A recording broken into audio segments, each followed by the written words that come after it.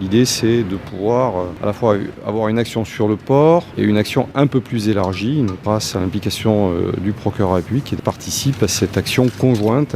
Oui. On fait des contrôles qui commencent à Saint-Lazare et à la gare de Valognes, par exemple aussi, etc., sur des parkings de camions et autres. Les moyens de la PAF sont dédiés, les moyens des douanes sont dédiés, les moyens de la sécurité publique et des gendarmes maritimes, terrestres ou portuaires le sont aussi. Ce qu'on fait, c'est qu'on fait des retours d'expérience de ce qu'on voit en termes de modalités de passage et on va continuer, ça c'est le rôle de la CCI et de PENA, de durcir les points en sécurité passive. Il y a déjà eu des choses qui sont faites sur les points de passage les plus faibles. Ça consiste par exemple à remettre du concertina, donc ce sont des fils barbelés. C'est durcir également les endroits où on peut rentrer par une porte. Il y a plein de petites choses qui ne se voient pas forcément mais qui ont été faites. On constate que les passages se font.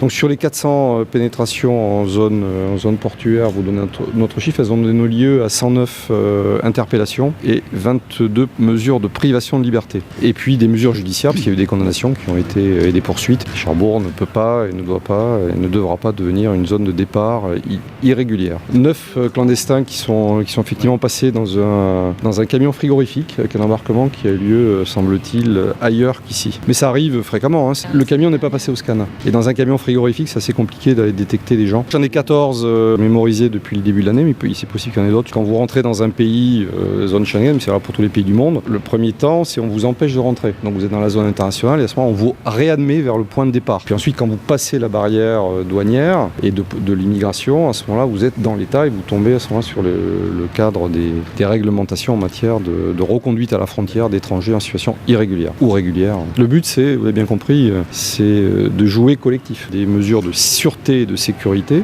qui sont évidentes à suivre. C'est une infraction pénale que de monter sur un bateau quand on n'avait pas un titre de transport. Et c'est une infraction que de se maintenir dans un état si vous n'avez pas de titre de séjour. Puis ça crée une insécurité économique, une insécurité également physique. L'État fait tout simplement son travail sans zèle particulier, mais remplit sa mission au mieux qu'on le peut et le port de Cherbourg doit être un port sûr. On prolonge ce dispositif encore au moins jusqu'à la fin du mois de mars et en tout cas le mois d'avril pour encore une fois se donner plus de temps de recul. On pense à des demandeurs d'asile qui demandent l'asile, donc on traite des solutions dans le cadre du droit à l'asile et des obligations en termes d'hébergement. Donc s'agissant des réfugiés présents sur le secteur de Cherbourg, ce sont des dispositifs qui sont là identifiés, gérés, on sait qui arrive, on sait qui ils sont, on sait où ils sont hébergés et on a un accompagnement social en direction de ces populations. Le phénomène dont on parle sur le port, c'est une troisième catégorie, ce sont ceux qui sont ni réfugiés ni demandeurs d'asile, c'est-à-dire qu'ils n'ont qu'un souhait, c'est de passer